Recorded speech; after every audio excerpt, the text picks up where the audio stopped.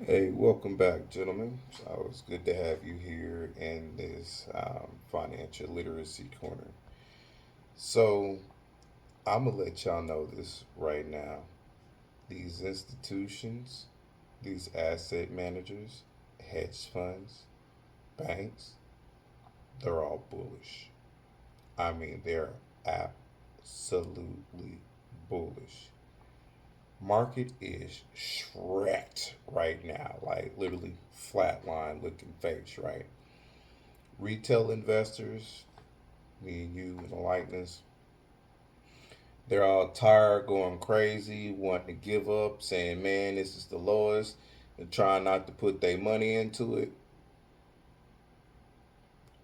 Well, on the flip side, you got places, or not places, but companies like Franklin Templeton that's just acquiring 250 Digital.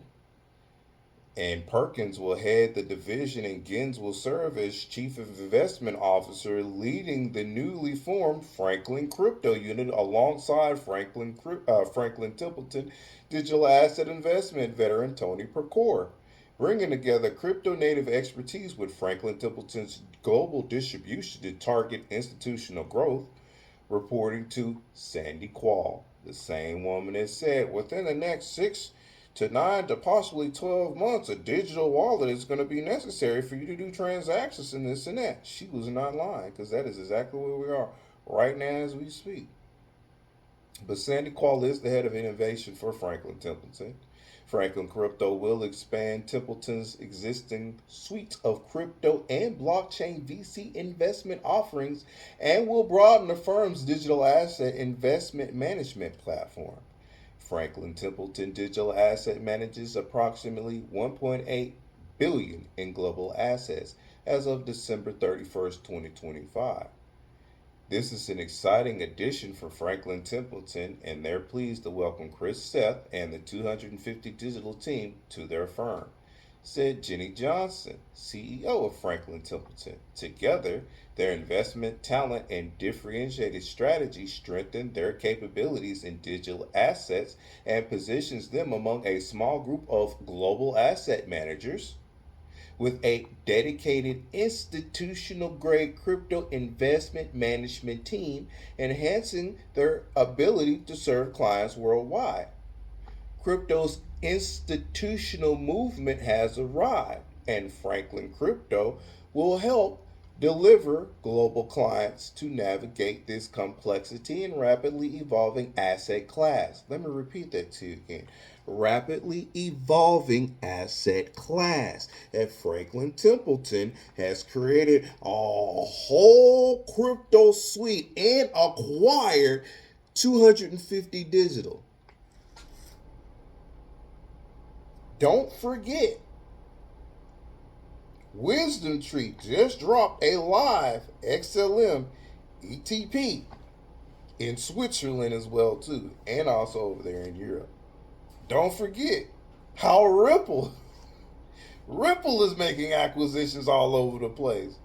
Shoot, even Hedera has just got Amazon on their team because remember beforehand they had just got FedEx on their team. So now Amazon is a portion of their leading council and other stuff like that too. So when I tell you that these institutions are absolutely bullish, like moo, okay, bullish for this stuff. That's why I said, and I will say it again to you. Pay attention to what they're doing, what assets that they're getting into, so that way you can invest in this institutional plumbing. Now, mind you, like I always tell you, which this is true, this is not financial advice.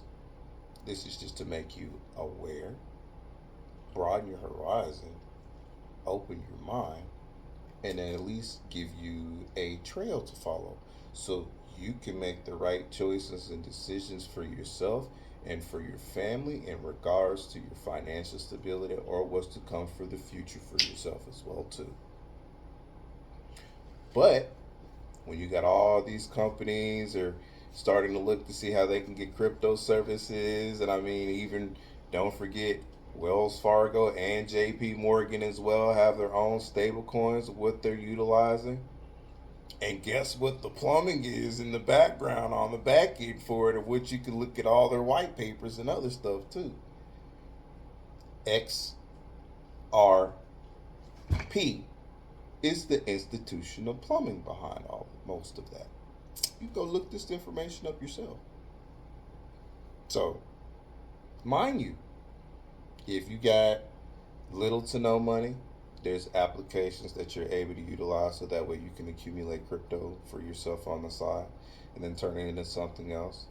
There's various different platforms of which you're able to utilize, of which I've discussed beforehand, so you can get your crypto assets to work for you, depending on what crypto that you have depends on said platform, whether it's like Stater Labs, Bonzo Finance, X Magnetic, Stellar X, or even when it comes to Doppler Finance, just to name a couple of platforms that are out there that are legit and bona fide from said blockchain providers in the first place, such as like with Stellar X is directly with Stellar, Bonzo Finance is directly with HBAR and or Hedera. Stellar Labs is good for staking that, and these are bona fide, legit platforms that's been around for a while, and that has good institutional grade as well too.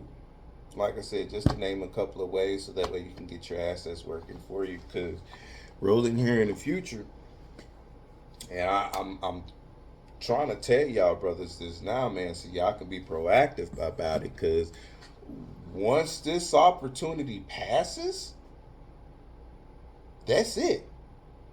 And I'm gonna point you out this one thing: for all the assets that are legitimately under a dollar, 15 cents, 17 cents, stuff like that too. If you haven't gotten into it, why? Why are you playing with yourself? Why are you playing with your future? Why are you playing with your children's future on top of that? Because ultimately, they're the ones that's going to get ready to inherit this full blown digital economy. And so I'm going to say this to all my brothers out there that happen to have children and other stuff, whether they're teenage years or, whether they're younger or anything else like that, they will be into a full blown digital economy no later than 2030. This is what the World Economic Forum has stated. I know people don't like that, but it is what it is. The World Health Organization, the bank, the bank that settles everything, BIS, they're saying that too. Like, why do you think AI and other stuff has been ramped up and amped up? And here's the other kicker too that people aren't thinking about or facilitating, because AI is going to be doing the vast majority of the work and doing other things like that too.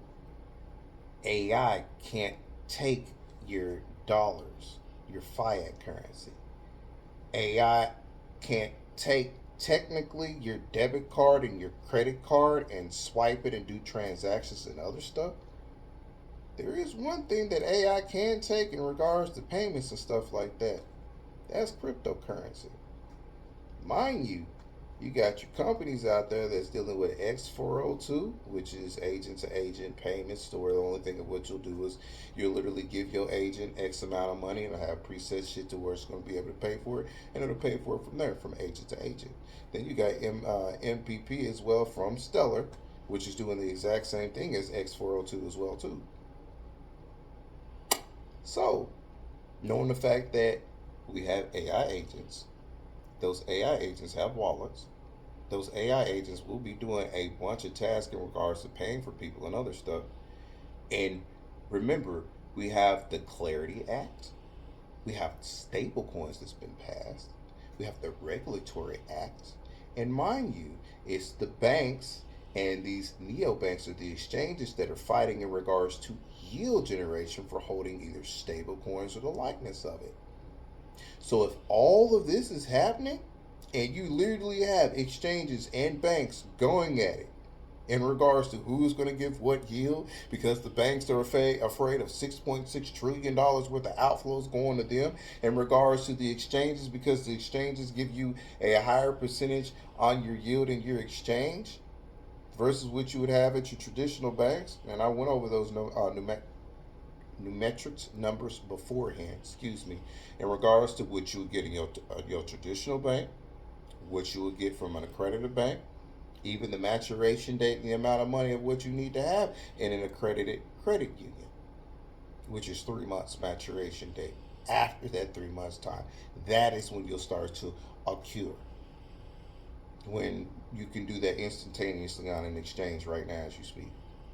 And now you can see the reason why the banks are worried about 6.6 trillion worth of outflows going out. But to a bank, 6.6 trillion ain't nothing. It really ain't. But they're trying to make it seem big like that. But all the same, I want y'all to hopefully you're doing your research and your due diligence and you are making your investments because this is a once in a lifetime opportunity for you to get in now.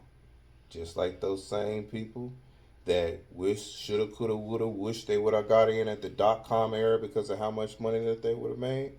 There's gonna be a whole bunch of people that shoulda, coulda, woulda, wish that they would have got in when these assets are under 50 cents in the light. Because after the Clarity Act happens, and mind you, these institutions are fully fucking bullish. So says Franklin Templeton, Charles Schwab, and a bunch of other ones, which are buying up all this stuff, doing ETFs and putting all this stuff out there. There's about to be an institutional bull run pretty soon. And if the institutions are having a bull run and all the institutions have trillions and trillions upon trillions of dollars, you do the math. Anyway, thank you for coming to my financial literacy corner. You have a good night.